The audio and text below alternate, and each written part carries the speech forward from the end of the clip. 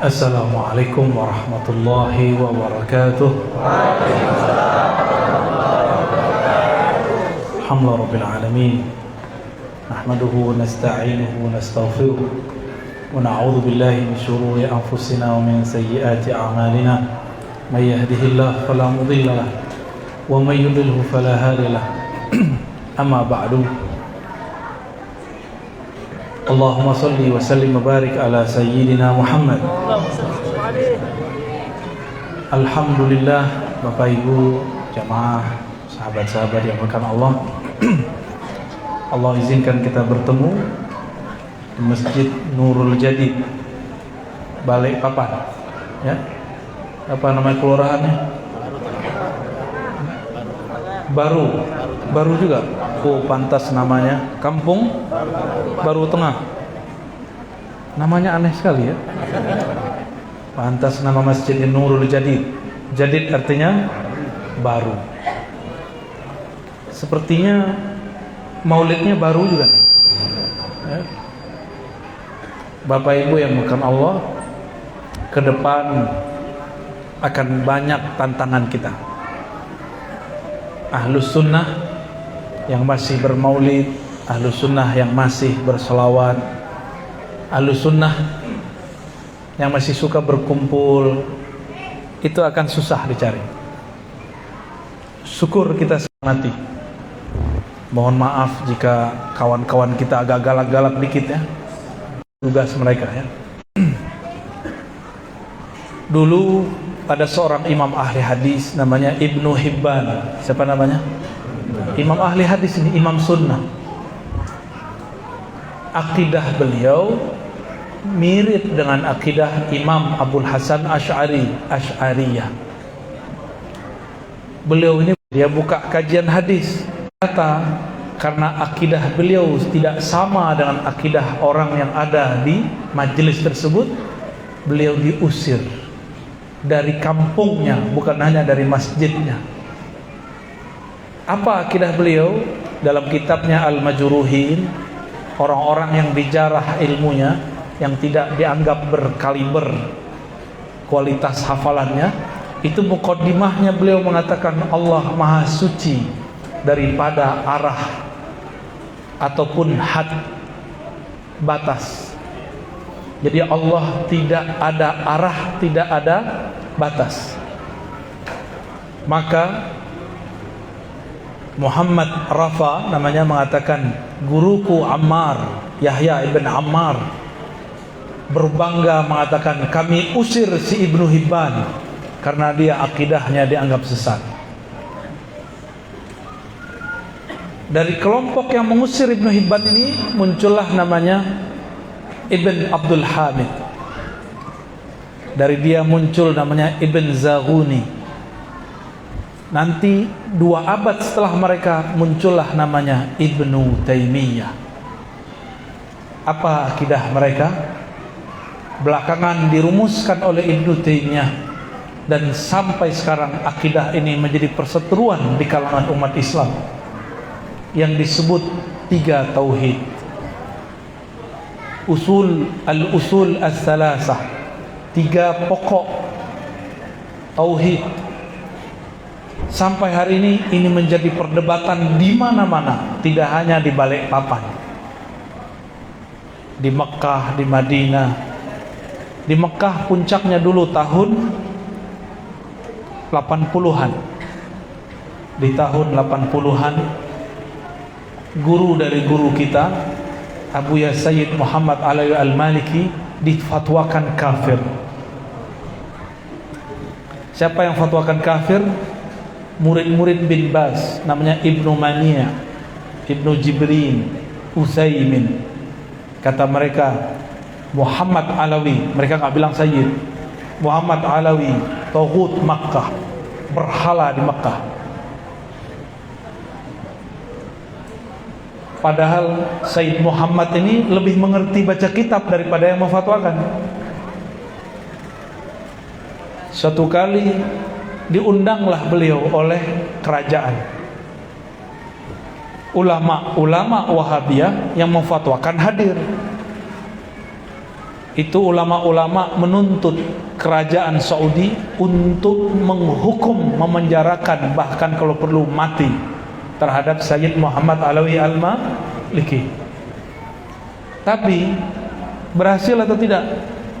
Ternyata raja-raja di Saudi sangat hormat kepada Abuya Sayyid Al-Maliki. Dan sekarang anak-anak dari raja-raja itu sudah mulai lelah dengan sakleknya kelompok yang keras ini. Maka mereka sudah buang-buang ini, ditampunglah oleh orang Indonesia. Di sana udah nggak dipakai, Pak. Dulu perempuan di sana dilarang nyopir, sekarang nyopir. Dulu mereka buang-buang waktu mereka mengata-ngatai Sayyid Muhammad. Mereka katakan Sayyid Muhammad sesat. Sebelumnya mereka larang maulid. Maka nggak ada maulid di Mekah Madinah. Antum cari aja, tinggal aja di situ setahun kalau nggak percaya. Ya, dulunya ada, tapi kemudian mereka hilangkan dan mereka katakan itu syirik. Abuya Sayyid Muhammad Alawi Al-Maliki dituduh musyrik cuma karena memuji Rasulullah. Jadi antum ini nggak boleh puji siapapun.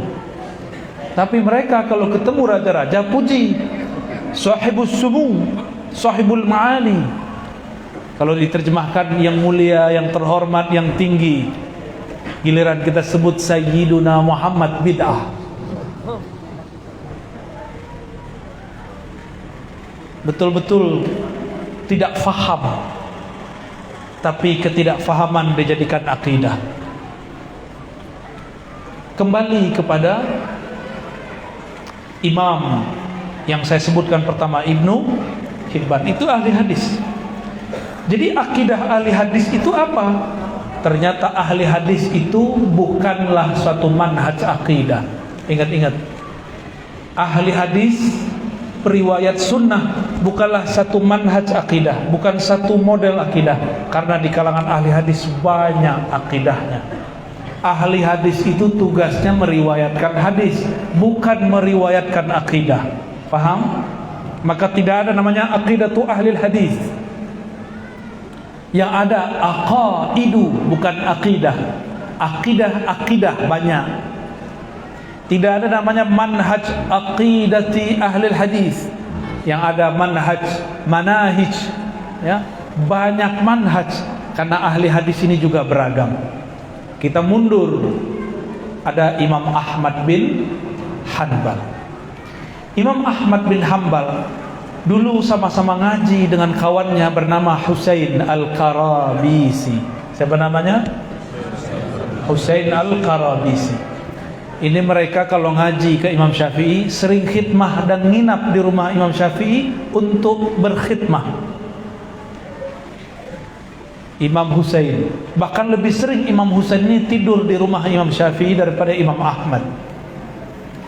Meninggal Imam Ahmad, Imam Husain Al-Qarabisi dan Ahmad pecah kongsi. Tahu pecah kongsi? Ternyata ada penyebar hoax, tukang adu antar imam. Ini hati-hati, ini Ustadz Habaib itu dipecah oleh bocah-bocah kecil yang manas-manasin. Dia hadir majelis A, nanti datang ke majelis B, dia jelek-jelekin.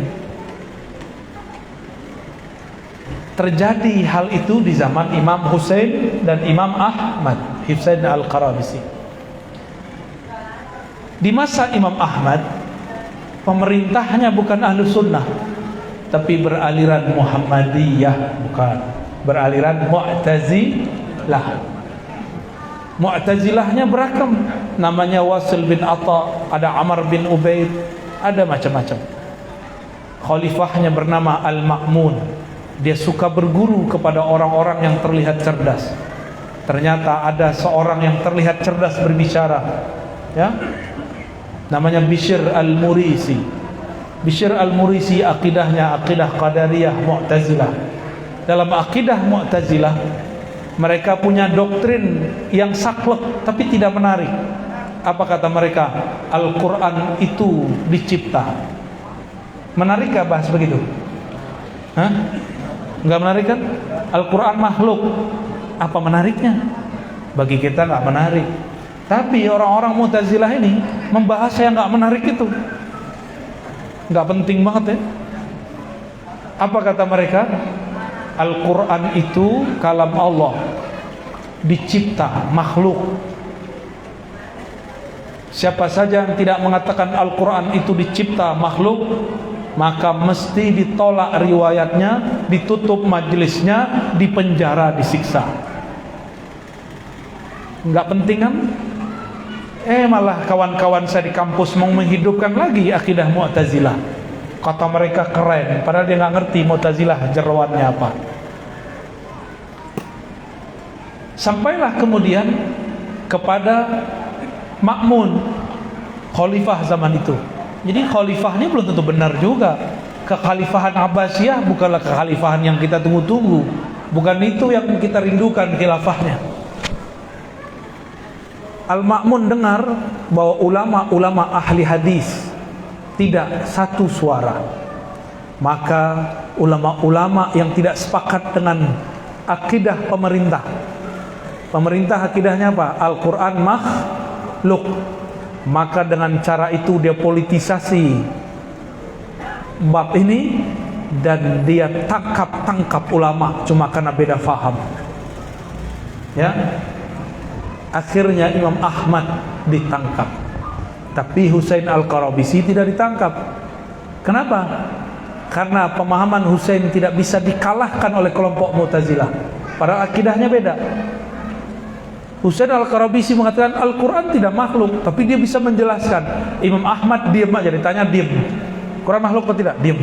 Bagi Imam Ahmad gak penting. Ya, membahas yang gak pernah dibahas Nabi gak penting. Imam Ahmad diam. Quran makhluk atau tidak? Diam. Makhluk atau tidak? Diam. Udah masuk penjara. Tangkap langsung. Husain Al-Qarabisi dia belajar cara menjawabnya, maka dia selamat. Malah yang bingung yang nanya. Bahkan ada temannya Husain Al-Qarabisi ditanya, Quran makhluk atau bukan? Dia jawab dengan jawaban yang orang ngerti bahasa Arab ngerti maksud saya. Kalau nggak ngerti dengerin aja ceritanya ya. Di dalam Al-Quran ada kalimat Inna ja'alna hu Qur'anan Arabiyyah. Sungguh kami ja'alna, bukan khalaqna. Beda gak ja'ala dengan khalaqa? Ja'ala menjadikan, khalaqa menciptakan. Beda. Kalau menjadikan barangnya sudah ada lalu dipindahkan statusnya, itu ja'ala. Seperti ini ja'ilun fil ardi khalifah, aku hendak menjadikan khalifah di muka bumi. Tadi di surga dipindahkan ke bumi. Itu Nabi Adam. Maka sahabat dari Husain Al-Qarabisi disidang, Al-Quran makhluk atau tidak? Jawaban dia apa? Innal Qur'ana maj'ulun. Sesungguhnya Quran itu ja'ala yaj'alu maj'ulan. Yang nyantri paham, yang gak nyantri bengong.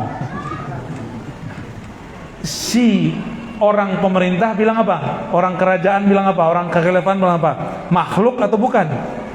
Dicipta atau bukan? Dijawab Al-Quran maj'ul, dijadikan, bukan diciptakan. Makhluk atau bukan? Maj'ul. Makhluk atau bukan? Maj'ul. Si yang nanya bilang makhluk, yang ini bilang maj'ul. Lalu dibacakan ayat Inna ja'alnahu, ini sampai akhir ayat. Akhir yang nanya bengong. Ternyata yang nanya ini ilmunya cuma sampai di situ. Ya, kadang-kadang yang interogasi nggak lebih pintar daripada yang diinterogasi. Lewat. Akhirnya dia pusing. Kamu siapa sih? Yaudah sono. Bebas dia. Ini kawannya Husain Al-Qarabisi. Bahkan ada yang mengatakan dia itu sendiri. Keluarlah Imam Ahmad dari penjara. Si Ma'mun sudah nggak memerintah, penggantinya juga ganti juga, pengganti setelahnya juga sudah selesai. Dibukalah majelis Imam Ahmad, juga ada majelis Imam Husain Al-Qarabisi. Apa yang terjadi? Ada seorang murid ngetes Imam Ahmad dan besok dia ngetes Imam Husain. Ketika datang ke Imam Ahmad, Apakah Al-Quran makhluk atau tidak? Imam Ahmad bilang, yang bilang Quran makhluk kafir, yang bilang tidak makhluk bid'ah. Berarti bahas ini nggak boleh. Bahas ini tidak versi Imam Ahmad. Dapat senjata nih. Kata si jamaah. Makanya jangan senang Ustadz banyak jamaah. Siapa tahu ujian. Jangan sedih dikit jamaah. Siapa tahu itu anugerah. Ya, biasa-biasa aja kita, banyak sedikit sama aja. Maka si orang ini sudah siap-siap. Kayaknya ada imam yang beda nih. Ini orang katanya temenan, kok akidahnya beda. Besok saya mau uji. Datang dia besok ke majelis Imam Husain Al-Qarabisi. Apa kata dia? Tuan Syekh, kata Ahmad, kurang ajar kan dia? Enggak, dia bilang Imam Abdullah, Imam Abu Abdullah, Imam Ahmad. Kata si Ahmad, yang bahas Quran makhluk kafir, yang bilang Quran tidak makhluk bid'ah. Menurut ente gimana? Kata beliau, innal Quran kalamullah ghairu makhluk. Sesungguhnya Quran kalam Allah, bukanlah makhluk. Dilaporkan ke Imam Ahmad. Kata Imam Ahmad, kan saya sudah jawab. Orang yang ngomong Quran makhluk bid'ah. Tambah girang nih orang. Besok dia pergi lagi. Imam Husain Qarabisi. Kata Ahmad, yang ngomong Quran makhluk bid'ah. Ente kemarin ngomong begitu. Oh, yang bilang tidak makhluk bid'ah. Terus gimana dong? Ya sudah, berarti Quran makhluk. Datang lagi ke Imam Ahmad. Kafir yang ngomong begitu, kata Imam Ahmad. Balik lagi dia. Ini orang kerjanya ngadu-ngadu aja nih. Ini hati-hati nantum nih, mukanya muka tukang adu, ada nih beberapa ya. Tukang lapor-lapor aja. Apa pentingnya begitu-gituan ya? Sampai di Imam Qarabisi kemudian diam. Ishhadal ghulam. Nah, dia tersinggung dengan Imam Ahmad. Padahal temenan. Apa sih maunya bocah Ahmad? Itu gara-gara siapa? Si tukang hasad, tukang hasud. Jadi di mana-mana setiap masa ada tukang hasud. Sekarang tukang hasudnya YouTube. Channel-channel tuh dipotong-potong, kata Ar-Razi, kata Uwas, kata Uwas. Kita diadu-adu. Kami nggak usah diadu-adu lah ya. Kami sudah udah adu-adu sama orang lain. Ada orang coba mengadu-adu. Jadi orang-orang begitu ada, cuma sekarang sifatnya lebih banyak dan dapat duit dari al-Yahudi al-Yutubi. Jadi ngadu orang dapat duit sekarang. Mau antum begitu? Berkah nggak duit begitu? Kirim ke kita aja ya. Bapak Ibu yang bukan Allah, tema-tema akidah, tema-tema tauhid dari dulu, jika pakai akal, pakai teori, pakai dalil-dalil hafalan, selalu memunculkan perdebatan. Sama aja, bahas sifat 20 pakai akal, bahas tauhid yang 3 pakai akal, pakai dalil yang tertulis. Sama aja, antum tengkar, masjid ini nggak selesai-selesai nanti. Jadid terus. Sekarang jadid aswaja, besok jadid apa lagi? Ya, akan begitu terus. Supaya tidak begitu, harus pindah dari pembahasan akliyah kepada pembahasan qalbiyah. Cuma kan pengen tahu juga kan, sebenarnya kenapa kita tidak berakidah 3 tauhid, benar? Pengen tahu nggak? Ya. Belajar sifat 20 susah. Loh, siapa yang nyuruh kamu belajar sifat 20 ya? Cukup belajar tauhid surat Al-Ikhlas, selesai. Sifat 20 itu kan menjelaskan kalau sudah terpapar akidah yang 3 atau sejenisnya. Kalau kita ini sudah meyakini Allah bertempat, Allah ini naik turun, Allah tinggalnya di langit, ini baru harus belajar sifat 20. Kalau tidak ada masalah itu tidak perlu. Ini kejadian nih, mohon maaf kalau ada di sini Pak polisi ya. tentara. Intel ditaruh di kelompok ekstrim, malah jadi ekstrim, Pak. Intel ditaruh ngintelin teroris, malah dia jadi pro teroris. Kenapa? Tidak diberikan penjelasan mengenai akidah mereka apa. Dia seorang muslim, mengintelin muslim, yang dia dengar ayat-ayat, apanya yang salah ini? Emang semua orang yang baca ayat benar? Antum tahu nggak waktu dulu Nabi Adam digoda oleh syaitan, oleh iblis, itu pakai nama Allah. Kata iblis, wallahi ya Adam, demi Allah wahai Adam, saya ini sudah lama di surga, kamu kan pendatang baru, lebih tahu saya lah rahasia di surga. Itu pohon itu membuat engkau kekal, syajaratul khuldi kalau bahasa kita. Dia menyebut wallahi ya Adam. Kata siapa? Kata iblis, pakai nyebut demi Allah. Itu Nabi Adam terpengaruh oleh iblis. Apalagi baca ayat surat Luqman ayat sekian, dalil tauhid rububiyah. Surat ini ayat sekian, dalil tauhid uluhiyah. Akhirnya kata kawan, iya juga ya, ayatnya kan benar. Kalau setiap orang pakai ayat benar, maka kita tidak boleh mengadili, tidak boleh menghukumi teroris. Coba teroris yang paling terkenal sampai sekarang yang ngebom Bali, siapa namanya? Ar-Razi. Itu bukan saudara saya, Mas. Namanya Am-Razi. Satu lagi, imam yang punya laut, Imam Samudra. Itu buku dia dibaca. Ternyata dia menghalalkan darah orang yang beda faham akidah dengan dia pakai ayat. Cukup dibumbui ayat, langsung tercuci otaknya Imam Samudra, pemilik laut di alam khayalnya. Termasuk saudara saya yang beda M itu, Am-Razi. Itu pakai ayat loh. Jadi tidak semua orang pakai ayat itu benar, oke? Jadi hati-hati dengan orang yang gampang pakai ayat. Oleh karena itu ulama-ulama ahlus sunnah kita kalau kajian mereka nggak banyak nyebut ayat, karena ayat itu berat tanggung jawabnya. Ada satu hadis, betapa banyak kam min talil Quran wal Quranu yal'anu. Nggak kedengeran di luar. Ma'rifatnya tak sampai.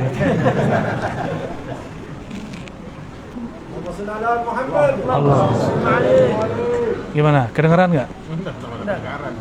Tambah nggak kedengeran?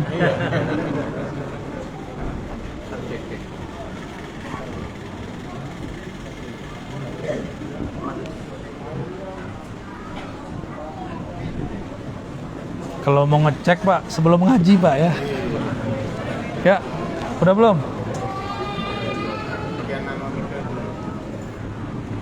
Ya, tes dulu ya. Udah. Tes. Di dalam yang nggak dengar, yang di dalam protes. Ya sudah, Bapak beresin dulu ya. Mohon maaf yang di luar.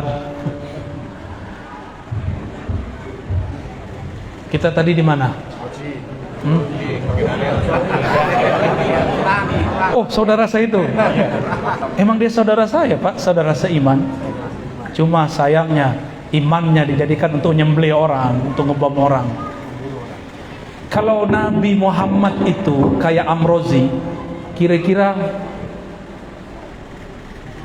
banyak nggak umat Islam? Beda dikit bom. Gimana? Bapak tahu nggak di India, Pakistan, Bangladesh, di suatu kampung ada orang buat maulid, dibom. kok bisa dibom? Ternyata yang ngebom ini habis ngaji di majelis yang mengatakan maulid itu syirik. Orang musyrik perintahnya qatilul musyrikina kafah. Bunuhlah semua orang-orang, perangilah semua orang-orang musyrik kafah. Akhirnya dia kalau ngelihat ada orang ziarah kubur, tawasulan, maulid, dalam hatinya ada kebencian luar biasa. Masih mending itu si Amrozi yang dibom tempat katanya sih maksiat, cuma saya belum tahu juga ya. Itu masih agak sedikit benar-benar tapi ebleng, benar-benar miring. Tapi ini lebih bahaya, majelis maulid. Mungkin teman-teman yang di polisi ingat di Cirebon Jumatan dibom. Itu yang ngebom otak dia di mana itu? Akidah dia di mana itu? Kolbu dia di mana dia taruh? Orang Jumatan, Pak.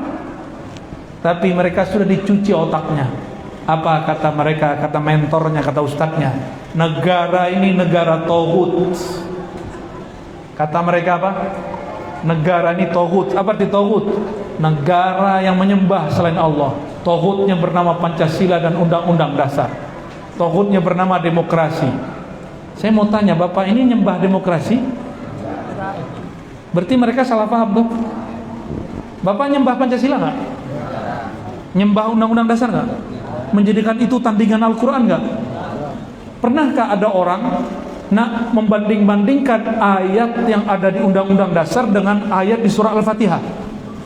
Kali ada yang bilang, siapa yang membaca pasal 1 sampai pasal 7 di bawah sholat dapat pahala 70 kali sholat. Ada nggak? Nggak ada. Berarti mereka gagal faham. Undang-Undang Dasar itu mirip kalau kita punya majelis, terus kita punya peraturan. Peraturannya ada di Quran nggak? Kan nggak ada. Kan kita buat susun-susun sendiri. Kita cocokin nih ayatnya ini, ayatnya ini. Nomor-nomornya, susunannya bukanlah dari Quran, walaupun terinspirasi dari Al-Quran. Ini kita kasih tahu kepada kawan-kawan yang masih mengatakan Undang-Undang Dasar sebagai tauhid, sebagai tandingan Quran. Tidak,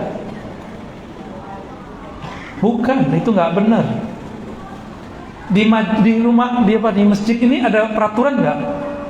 Ada kan? Masuk masjid harus begini, harus begitu. Itu undang-undang tandingan Al-Quran tuh gimana? Selama Covid ada peraturan baru? Itu menandingi Al-Quran nggak? Antum kalau punya majelis ada peraturan nggak? Ada pasti. Boleh nggak masuk ke majelis nggak pakai baju? Hah? Gimana? Kok tiba-tiba mahal kiam antum berdiri semua? Itu kan udah semacam peraturan. Di semua kelompok ada peraturan. Di kelompok dia juga ada peraturan 1, 2, 3. ISIS, tahu ISIS? Ikatan suami ikut istri. ISIS itu kok jadi besar dia? Dia punya peraturan 20. Kita cek, nggak ada di Quran mengatakan daulah Islamiyah 20 macam. Nggak ada di Quran. Mereka aja buat-buat sendiri. Diklaim ini dari Al-Quran. Kan sama dengan Undang-Undang Dasar. Kenapa Undang-Undang Dasar nggak boleh? Terus dia buat semacam nizam atau asas daripada ISIS. Kenapa dia boleh buat? Berarti gagal faham. Sama. Saya mau tanya kepada yang sedang belajar tauhid 3 bagian. Adakah di Quran pembagian 3 tauhid? Oh Ustaz, ada ayatnya. Ayat itu kan kata Ustaz ente. Ustadznya terpengaruh ustadznya terpengaruh ustadznya terpengaruh imamnya mengatakan tauhid ada 3. Coba antum buka Quran dari pertama sampai akhir, adakah kalimat tauhid dibagi 3? Nggak ada kan? Berarti yang bilang dibagi 3 siapa? Ibnu Taimiyah, imam seorang manusia. Kalau dia bukan nabi, kita boleh beda nggak? Boleh beda. Tapi mereka ini sudah terlalu melebih-lebihkan imamnya. Katanya nggak boleh melebih-lebihkan manusia. Giliran kita melebih-lebihkan Imam Syafi'i, kata dia tidak boleh ikut Syafi'i. Tidak boleh. Terus ikut siapa? Ikut Sahih Bukhari. Lah imam juga. Tidak boleh bertorikot, bolehnya bermanhaj. Ya manhaj sama torikot artinya sama, jalan. Manhaj itu jalan, sistem jalan. Sama artinya. Nah, yang udah belajar sifat 20 saya tanya juga, ada nggak di Quran? Aurat Amrozi buka tuh. Ada nggak di Quran pembagian sifat jadi 20? Ya ulama juga yang bagi. Maka kalau ada orang berbeda dengan sifat 20, bagi kita nggak masalah. Cuma nggak usah main salah-salahin. Siap saja berbeda. Ulama kita dulu sudah biasa berbeda. Itu seperguruan Imam Ahmad sama Imam Al-Qarabisi. Awal-awal mereka temenan, habis itu tengkar, habis itu baikan lagi kok. Setelah itu kan mereka baikan lagi. Setelah ketahuan ada tukang hasud, beres. Bapak Ibu yang bukan Allah, ini pengamatan saya. Tidak ada kelompok ekstrim di dunia melainkan terpengaruh oleh 3 tauhid. Percaya nggak tuh? Ini yang ngomong bukan saya, guru saya di Timur Tengah. Saya coba mengulang kembali. Pas kita perhatiin, iya. ISIS akidahnya apa? Uluhiyah, rububiyah, asma wa sifat. NII di Indonesia, uluhiyah, rububiyah, asma wa sifat diganti mulkiyah. Itu juga. Kelompok apa lagi? Bin Laden. Sama. Al-Qaeda, ya, sama. Di Indonesia, Amrozi, Mas saudaranya, Imam Samudra, akidahnya sama. Dan kita belum nemu, alhamdulillah, orang belajar sifat 20 suka maulidan terus ngebom. Alhamdulillah belum ketemu. Alhamdulillah belum ketemu. Kalau di Betawi, di Jakarta, itu semua orang kalau ngaji itu sarungnya jingkrang, celananya jingkrang. Bukan berarti dia kelompok itu. Berjenggot juga sama. Cuma suka maulidan. Setiap minggu, bahkan setiap hari orang Betawi itu maulid. Heran juga saya itu ya. Cintanya mereka kepada Rasulullah sallallahu alaihi wasallam. Lalu di bagian mana muncul ajaran-ajaran teroris? Bibitnya ada di nomor 2 dan nomor 3. 1, 2, 3 sih ya. Uluhiyah, apa yang disebut tauhid uluhiyah versi mereka ya. Saya juga punya versi sendiri, uluhiyah rububiyah beda. Uluhiyah versi mereka bahwa yang berhak disembah hanya Allah, disebut dengan tauhid ibadah.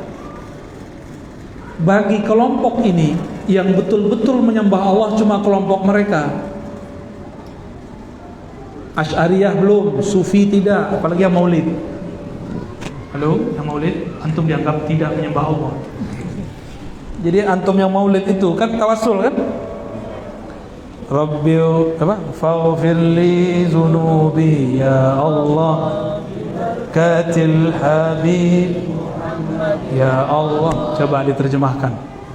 Ya Allah, ampuni dosaku berkat Al-Habib sang kekasih Nabi Muhammad sallallahu alaihi wasallam. Dengan bertawassul kepada Al-Habib Sayyidina Muhammad. Bagi mereka yang tawassul begitu, dia bukanlah ahli tauhid uluhiyah. Jadi kenapa antum ini dianggap akidahnya tidak benar oleh mereka? Karena bertawassul. Paham? Makanya mereka nggak mau bermajelis sama kita karena kita dianggap musyrik uluhiyah. Musyrik. Mau nggak disebut musyrik?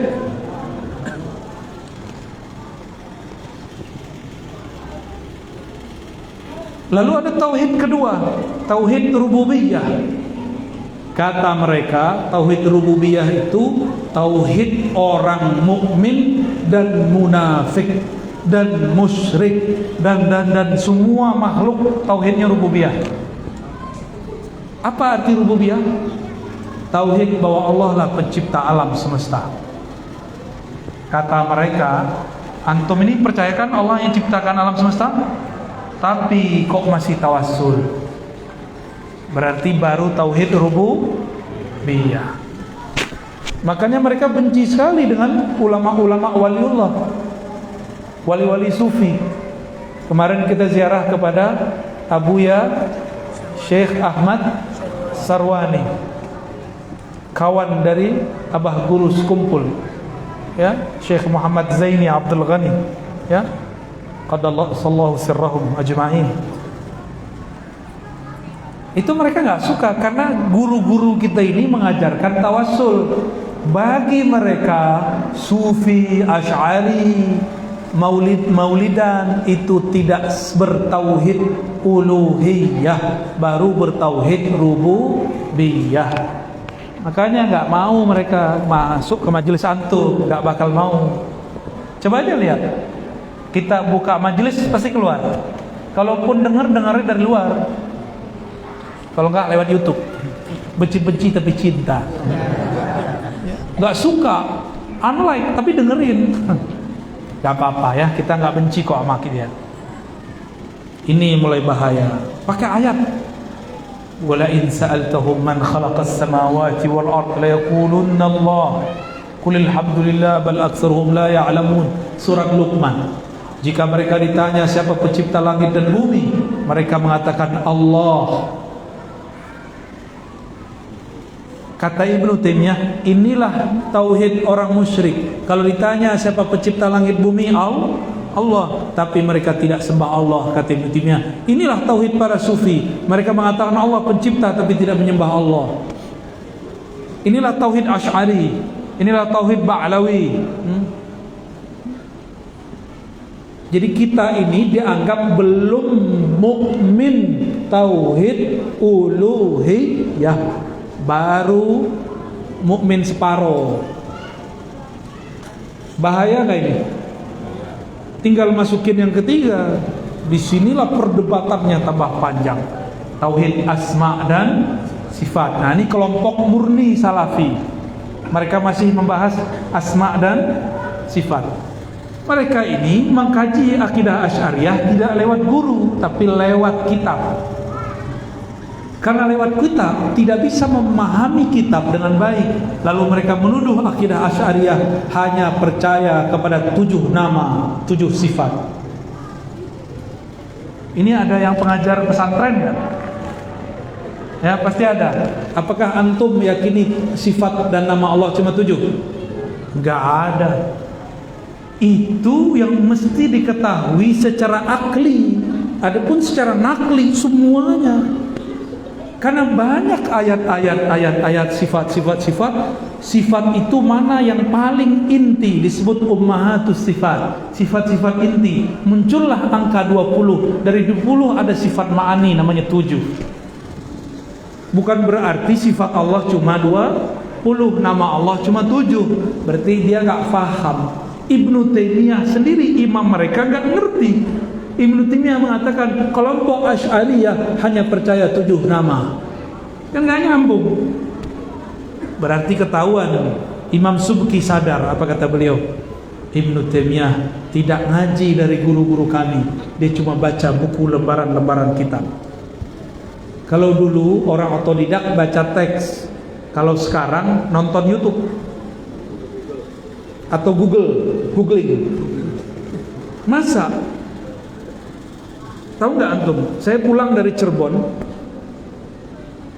di samping saya ada orang pakai jaket keren, berjenggot dikit kayak kita, panjangan jenggot kita sih ya, lebih ahlus sunnah saya lah. Dia tiba-tiba mau sholat, gak tahu sholat apa, jamak atau apa. Tapi aneh, dia sholat maghrib dikosor, jadi 2. Maghrib dikosor jadi 2. Digabung dengan sholat isya, jadi maghrib sama isyanya 2. Canggih sekali. Saya dengar dia begitu, saya bilang, maaf bang, maghrib itu ganjil, tidak boleh dibagi. Kalau dibagi 3 bagi 3, 1. Bagi itu 2, 2 bagi 2, 2 jadinya. Dia lihat saya pakai jaket saya kebetulan agak lebih bagus. Jaketnya waktu itu jaket dari luar ya, ada yang beliin. Dia lihat kayaknya bukan ustadz nih, kayaknya orang suka motor moge. Jaketnya untuk itu, tapi motor mogenya nggak punya. Lalu seorang lihat, dilihatin saya dari atas sampai ke bawah. Kayaknya dia lagi cek sarung saya ya, bukan pakai celana. Lah Levi's. Pas dicek nggak jingkrang. Apa kata dia? Tunggu ya, saya cek di Google dulu. Dia nggak tahu di sampingnya dokter. Tapi saya senang, saya girang sekali itu, alhamdulillah bisa nyamar. Dalam hati gedek juga, aku dibandingin sama Google. Iya, setengah jam dia cari. Kita perjalanan dari Cirebon ke Jakarta, setengah jam, saya udah tidur ngantuk-ngantuk. Dia bilang, "Wih, dapat." Anda benar. Ini orang nggak punya adab. Guru dinilai pakai Google.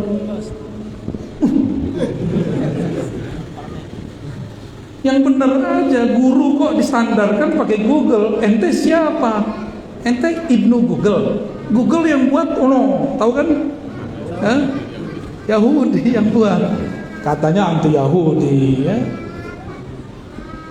Banyak yang begitu kan? Ada ustaz, cek dulu, agak ada di YouTube. Ya salah. Emang kalau nggak ada di YouTube terus bukan ustaz gitu. Saya punya guru, itu beberapa guru saya nggak pernah masuk YouTube, nggak muat. Itu handphone yang kekecilan. Nggak ada di YouTube, tapi ilmunya jauh di atas kita. Jadi jamaah ini jangan menghakimi guru pakai guru Google. Itu bid'ah baru, manhaj sekarang ya, manhaj al-jadid dari Masjid Nurul Jadid. Wah, udah mau jam 10, sama jamnya. Tapi ada kelompok yang jadi teroris. Ini kalau yang masih murni paling debatnya sunnah bid'ah, syirik, sunnah bid'ah, syirik, itu aja tuh. Ada kubur samping masjid, ramai. Apalagi di depan masjid, ramai. Tidak boleh sholat yang ada kuburan di masjid. Lo apa urusannya? Emang ente jamin ente sholat itu di bawah nggak ada kubur? Itu fikih apa itu ya? Emang kita takut sama kubur? Emang kalau kita sholat di kubur iman kita rusak? Berarti antum ini makhluk simbol, horor, ketemu simbol takut. Kalau saya tulis di tembok ini salib 1000 kali, saya jadi kafir nggak?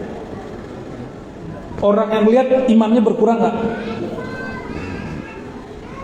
Kenapa? Ketika orang nanya, Ustadz, kok bikin salib? Enggak, saya bikin plus. Beda penafsiran, beda maksud. Kadang-kadang kita melihat orang dengan simbol, tidak melihat makna yang ada di belakangnya. Ya, agama itu dua, ada simbol, ada makna. Yang paling penting makna, simbol tetap dijaga. Jangan bertengkar karena simbol, ya.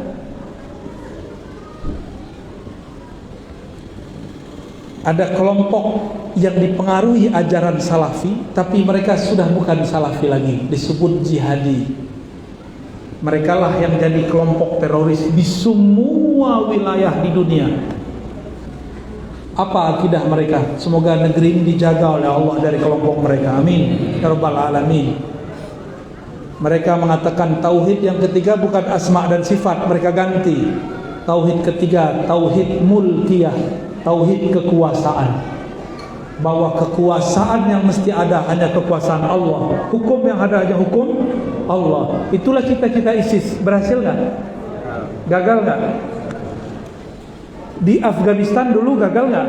Gagal juga. Maka sekarang Taliban aja ganti siasat. Kita belum tahu nih dia makhluk apa sih sebenarnya Taliban ini.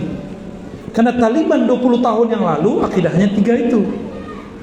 Mereka menghancurkan pusat-pusat sufi, menghancurkan situs-situs bersejarah karena takut dengan simbol. Sekarang agak adem nih, kita nggak tahu. Tunggu dulu, jangan puji-puji dulu, jangan juga kritik-kritik terlalu pedas. Kita hati-hati. Cuma saya punya pendirian sendiri, penelitian saya sendiri, ya, bahwa penelitiannya ini agak sulit terima oleh orang yang tidak mau membuka pikirannya. Bapak cari semua kelompok teroris akidahnya sama. Yang ketiga uluhiyah rububiyah, yang ketiga ya, mereka ganti juga dengan istilahnya hukmiyah. Tauhid bahwa tiada hukum kecuali hukum Allah. Antum sudah sholat, sudah bersyahadat, sudah sembah Allah, tapi masih menerima Pancasila. Kata mereka, ente musyrik. Kata siapa? Kelompok yang ini, bukan Wahabisme, Wahabi yang sudah kena teroris. Jadi ingat, ini rahasia kita ya.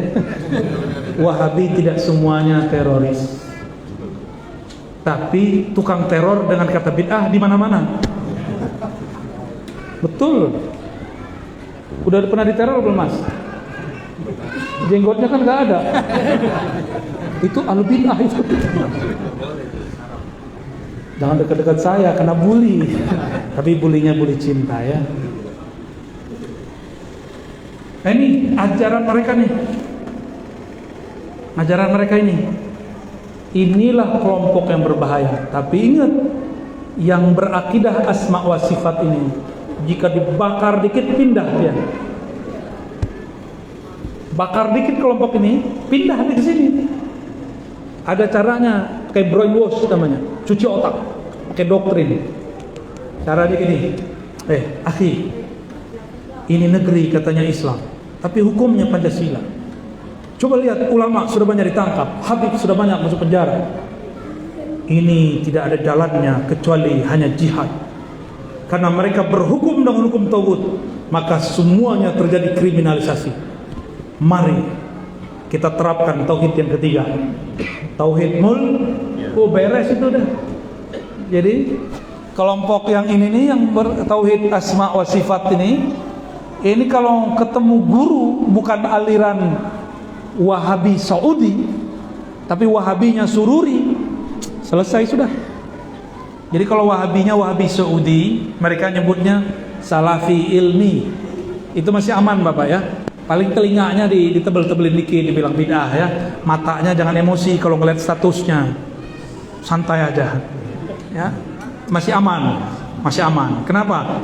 Di Saudi mereka sampai sekarang pun tidak berani berontak, karena difatwakan oleh imamnya. Kalau di sini kan demokrasi haram, di sana mereka nggak berani bilang kerajaan monarki haram, nggak berani, karena mereka hidup di situ. Fatwa itu diimpor ke Indonesia, makanya mereka pada golput. Bahaya Pak kalau golput. Ini jangan ada yang golput nanti ya. Itu Sudan, pecahan satu lagi namanya Ethiopia. Ethiopia karena di situ ada kelompok-kelompok yang memfatwakan haram nyoblos. Itu demokrasi tauhid. Akhirnya orang Islam nggak mau kecuali sedikit. Yang senang agama sebelah. Sekarang mereka pisah negara dan sudah beda azas negara. Rasain kalian ya? Mau begitu? Kalau semua orang Islam nggak mau nyoblos, apa yang terjadi? Makai pikiran dong ya. Ini fikih bukan akidah. Dalam fikih boleh kita tuker-tuker. Fikih di Saudi tidak ada pemilihan umum. Kita RT aja pemilihan, benar nggak? Benar. Ada PRT di sini? Selamat susah. Selamat susah ngurusin orang. Di kompleks saya itu terjadi perseteruan asik. Itu nurunin RW aja susah. Ini mau nurunin presiden. Ya salam. Kita boleh nggak suka, tapi jangan kemudian berontak. Ya, antum boleh kritik, tapi jangan kemudian mengajarkan terorisme.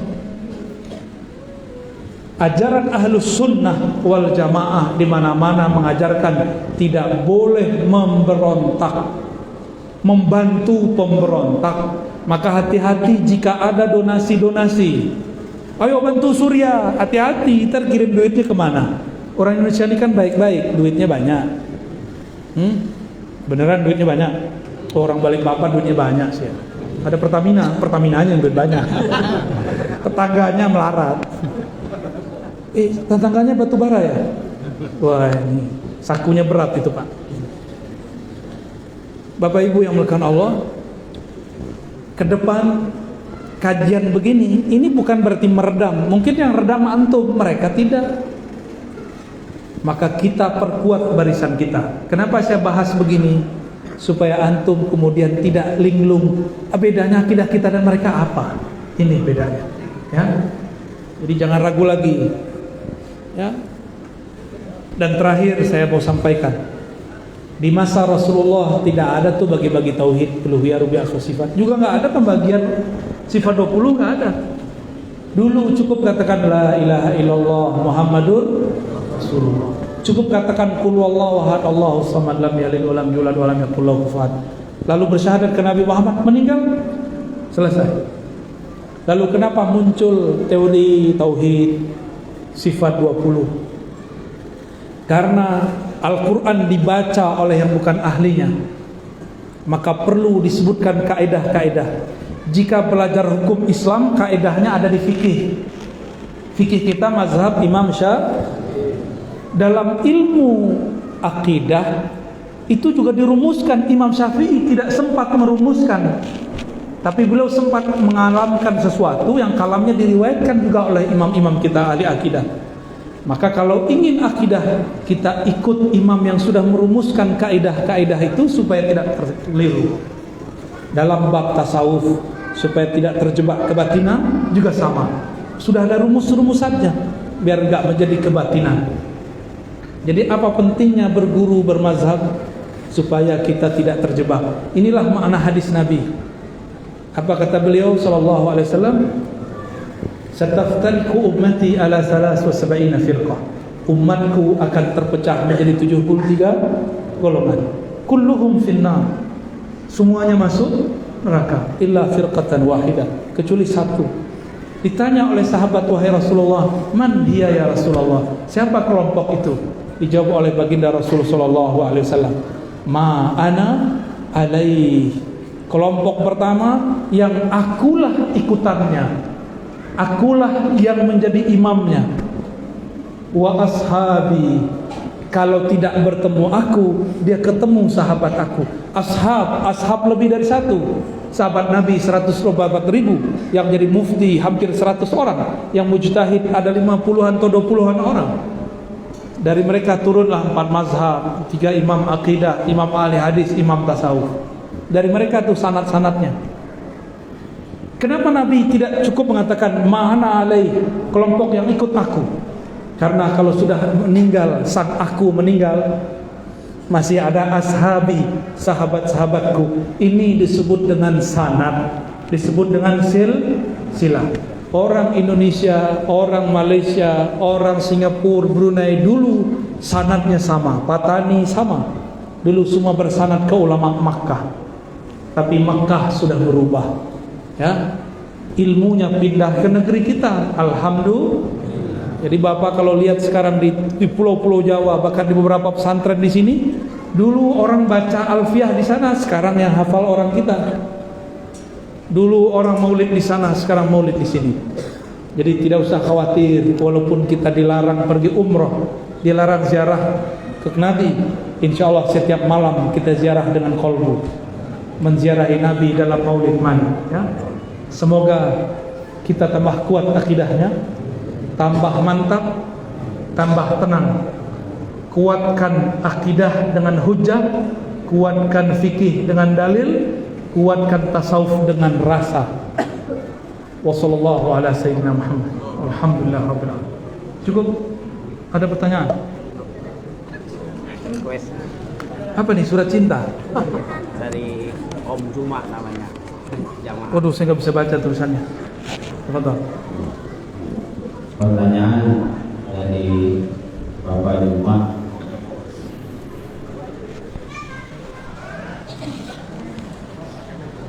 Pelaku sholat membaca syahadat hanya dalam ucapan sebagai saksi dan menyaksikan di dalam pandangan hukum syariat benar. Tapi bagaimana dalam pandangan hukum tauhid dan hakikatnya? Sekarang ini kita sudah tidak sejaman lagi dengan Nabi Muhammad SAW.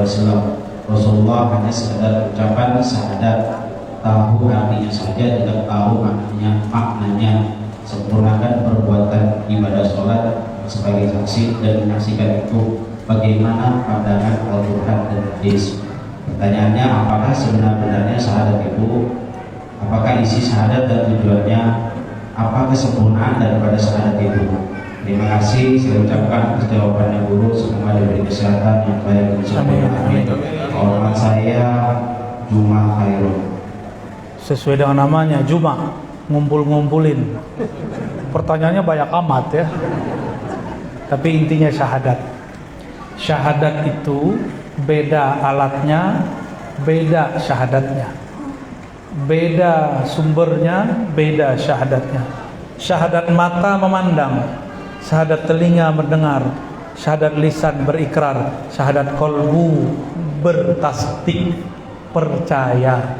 Syahadat ruh kembali kepadanya. Beda ya. Terus terjawab nggak semua? Udah terjawab semua itu. Antum ulang pertanyaannya semuanya di situ. Ya. Syahadat mata mandang.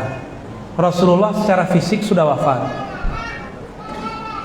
Telinga kita, mata kita masih lihat orang yang punya guru, gurunya bersambung silsilahnya kepada Nabi. Ada yang nasabnya bersambung ke Nabi, ada yang silsilah ilmunya bersambung kepada Nabi. Masih ketemu nggak? Masih ketemu. Saya itu dapat satu musalsal dari guru saya, Syekh Ahmad Marwazi, ya, Kiai Betawi lama di Mekah. Apa kata beliau? Guruku Syekh Yasin berkata, aku melihat kepada guruku. Gurunya berkata, aku melihat guruku. Guru yang di atas ngomong terus.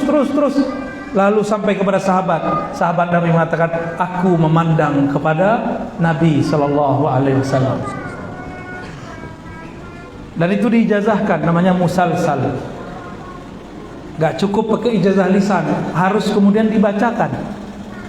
Saya pun memandang guru saya, Kiai Ahmad Marwazi, yang memandang orang yang memandang Rasulullah Sallallahu Alaihi Wasallam.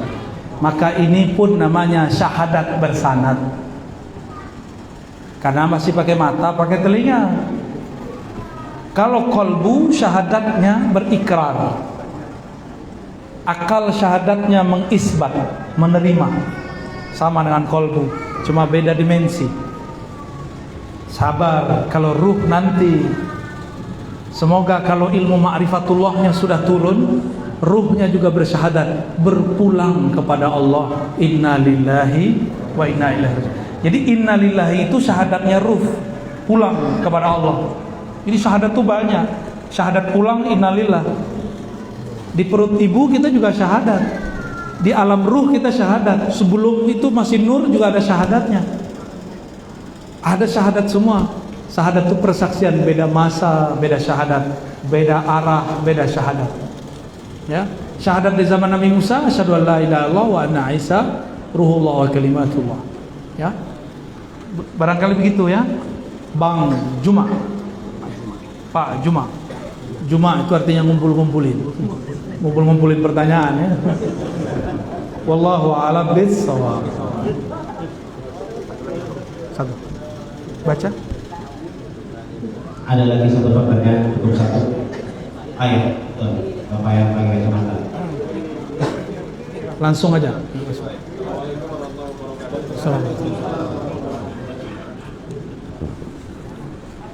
Assalamualaikum warahmatullahi wabarakatuh. Assalamualaikum. Nama saya Muhammad Tiar. Terima kasih alhamdulillah pada kesempatan ini saya bisa bertemu dengan Abuya Dr. Hanafi Hashim. Begini Bu ya, mengenai pembahasan yang sempat Abuya sampaikan tadi mengenai konflik di Suriah, itu sempat saya baca apakah benar bahwa di sana itu terjadi penyembahan kepada Ba'al Asad adalah Tuhan. Apa? Bashar Assad adalah Tuhan, presiden beberapa media Islam. Di satu sisi kita mempunyai seorang profesor atau syekh Ramadan Al-Buti. Amerika sudah ganti siasat untuk menghancurkan umat Islam. Cukup adu aja Sunni Syiah, Wahabi Syiah, Wahabi Sufi, hancur langsung. Jadi kita jangan terpancing. Jangan terpancing, walaupun saya koar-koar begini, saya nggak ngajak perang Pak sama Wahabi, kecuali nanti mereka sentuh, sakitin kita. Jadi untuk menghancurkan Suriah ini kan kata Nabi, fihimul abdal, di sana wali-wali Allah abdal. Itu Syalbuti kan wali Allah abdal. Dalam hatinya nggak ada kebencian. Abdal itu penciriannya satu, salamatus sadr, hatinya selamat dari kebencian. Ketika Bashar Assad itu diisukan Syiah, diisukan ini Al-Buti, disebutkan penjilat, saya kan murid anaknya. Gak lama setelah itu beliau datang ke Indonesia dan kami ketemu di satu pertemuan di UI, pertemuan terbatas. Kita tanya, benar gak seperti itu? Ternyata gak benar. Itu main media. Jadi musuh-musuh Allah itu sekarang ngadu kita lewat sosial media.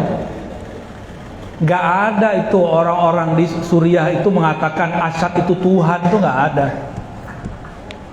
Bashar Assad ini dia keluarga Syiah Ulwiyah, keluarganya, tapi istrinya Sunni, menteri-menteri dia Ahlus Sunnah, dan dia ikut Maulid Nabi Ahlus Sunnah. Ini yang ngomong Syekh Taufik, bukan saya. Maka saya mikir-mikir, terus apa yang lagi dicari ini? Ternyata ini cara untuk menghancurkan Bashar Assad yang dia melakukan dua dosa, kata mereka.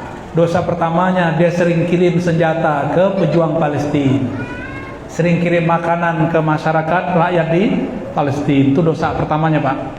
Dosa keduanya, dosa ekonomi. Dia menolak apa? Menghalangi bisnis bahan bakar, bangun kilang minyak dan pipa raksasa yang menghubungkan antara negara-negara Teluk dengan Turki. Maka jangan heran Pak, ini nggak seperti yang kita lihat. Turki yang Bapak kenal itu bukan Turki yang saya tahu. Ya, apa kata Menteri Luar Negeri Turki kepada Bashar Assad? Sar, kamu berhentilah bantu-bantu orang Palestina. Pasti berhenti perang. Tapi Turki dua kaki. Mohon maaf ya, kita ada pandangan berbeda tentang Turki. Dua kaki. Dia juga ikut nyuntik dana kepada kelompok yang memberontak kepada pemerintahan yang sah. Ini Bapak ini seorang presiden di Suriah, terus ada kelompok ingin menghancurkan negara Bapak. Itu diserang nggak kelompok itu? Sah nggak? Kita punya negara kita sedang dirongrong oleh kelompok yang ingin merubah negara ini. Kita serang mereka, jihad nggak tuh? Tapi dibalik karena pakai media. Cukup bawa-bawa nama Allah, bawa nama Rasulullah. Gimana? Bashar Assad dan tentaranya dan ulama yang menjadi backup negara Suriah. Saya bela sah nggak? Tapi kenapa beritanya dia membunuh masyarakat? Ternyata Bapak tahu, guru saya Syekh Taufik Al-Buti masih hidup Pak sekarang. Beliau Rais Ulama Syam, pimpinan Ulama Syam. Beliau ini ayahnya dibom oleh kelompok pemberontak. Ulama dibom. Berantung gimana? Mereka udah gak ada hati. Ulama dibunuh. Mau negeri ini begitu? Ikutin aja, antum ala-ala mereka aja kalau gitu. Ya. Ini dia punya negara, dia pertahankan. Itu yang jihad. Tapi berita dibalik, kelompok yang memberontak menyebut dirinya jihad. Di Aleppo, itu negeri kota tua sudah ada semenjak Nabi Ibrahim. Itu negeri ulama-ulama kita banyak di sana. Mursyid-mursyid ahli hadis banyak di sana. PDAF-nya dibom pakai takbir. ngebom PDAM pakai takbir. Kira-kira nasib masyarakat gimana? Bisa minum nggak? Mereka 3 bulan tidak ada air bersih. Itu disebut jihad. Jihad apa jahat? Jahat. Mau Indonesia digituin? Tidak. Kalau ada yang begitu, habisi. Nggak ada ceritanya. Ya, ada kelompok yang begini, habisin Pak dari sekarang. Mulai dari pemikirannya sampai gerakan-gerakannya. Tidak boleh ada di negeri ini. Kita nggak mau mensuriahkan negeri ini, nggak mau. Ya, siap ntar. Ya, jangan siap nggak jelas. Ya. Ada orang ganggu negeri ini, antum yang maju. Karena negeri ini yang bangun wali-wali Allah. Yang bangun negeri ini wali-wali Allah. Hadratus Syekh Asy'ari naruh anaknya untuk bikin Pancasila. Piagam Jakarta. Itu waliullah. Kutub. Kutub itu bukan hanya orang Arab, di sini juga banyak. Ya. Orang yang mencoba mengganggu negeri ini, dia sedang menyinggung para wali-wali Allah. Mau bersama wali Allah atau wali setan? Wali Allah. Wali setan dicuci otaknya pakai ayat. Mereka bilang itu bukan wali Allah tuh, itu tauhid tuh. Ternyata di Suriah itu yang ikut berontak banyak, yang dipelopori Turki, yang Yahudi, yang Amerika, yang Israel. Orang Indonesia ikut-ikut bantu. Katanya bantu masyarakat Suriah. Ternyata yang dibantu duitnya nyampe ke kelompok teroris. Nyampe. Itu ada ustadz kita yang ngirim duit ke sana. Dia kirim ke kelompok teroris. Semoga dia cuma salah kirim. Kalau benar-benar ingin ngirim ke kelompok itu, sebentar lagi dengar aja dia ditangkap. Berarti dia membela teroris. Pembahasan malam ini kok jadi panas begini? Ini jihad, kita bahas tauhid yang jihadnya benar. Jadi sebelum ngaji jihad, ngaji tauhid yang benar. Tauhid ahlus sunnah. Tauhid ahlus sunnah itu mengedepankan rahmah. Kalau rahmah kasih sayang sudah nggak bisa, baru pakai jihad. Jangan apa-apa, baru hijrah udah bikin jihad aja. Gitu Pak ya. Terjawab. Jadi tidak benar. Ada lagi berita, no Sunni mosque in Iran. Itu nggak benar juga. Tidak ada masjid Sunni di Iran. Itu bohong juga. Sengaja mau mengkacaukan. Jadi ternyata di sosial media ada robot-robot yang disetting oleh manusia jahat yang ingin menghancurkan umat Islam. Mereka ingin adu-adu dan mereka hashtag setiap hari jutaan hashtag. Sehingga masuk ke Facebook, masuk ke WA. Nanti bergerak sendiri. Orang kalau baca kecuci otaknya dikirim ke saudaranya. Dan saya berdoa semoga negeri ini tetap dijaga. Untuk pemimpin-pemimpin di semua negara muslim, terutama di negeri ini. Begitu juga ulama-ulama di semua negeri muslim, terutama negeri ini. Dan semua umat Islam yang manapun berada, wabil khusus yang mempertahankan akidah ahlus sunnah. Kita kirimkan surat Al-Fatihah. A'udzubillahi minasyaitonir rajim. صراط الذين أنعمت عليهم غير المغضوب عليهم ولا الضالين. اللهم يا رحمن الرحيم يا كريم يا عزيز يا غفار يا غفور. Ya Allah, dosa kami sangatlah banyak, tapi ampunan Engkau lebih banyak. Maksiat kami sangatlah luas, tapi ampunan Engkau lebih luas lagi. Maka dengan keluasan rahmat dan ampunan-Mu ya Allah, ampunilah kami malam ini. Ampunkanlah kami untuk masa nanti. Ya Rabb, ya muqallibal qulub, salli ala sayyidina Muhammad sayyidil qulub. Ya Allah, sampaikan salam rindu kami kepada Nabi Muhammad sallallahu alaihi wasallam. Wahai yang membolak-balik hati kami, hati ini senantiasa berubah ya Allah. Kadang taat, kadang maksiat, kadang jadi soleh, kadang menjadi fasik. Kadang kami ingat Engkau ya Allah, kadang kami ingat dunia ya Allah.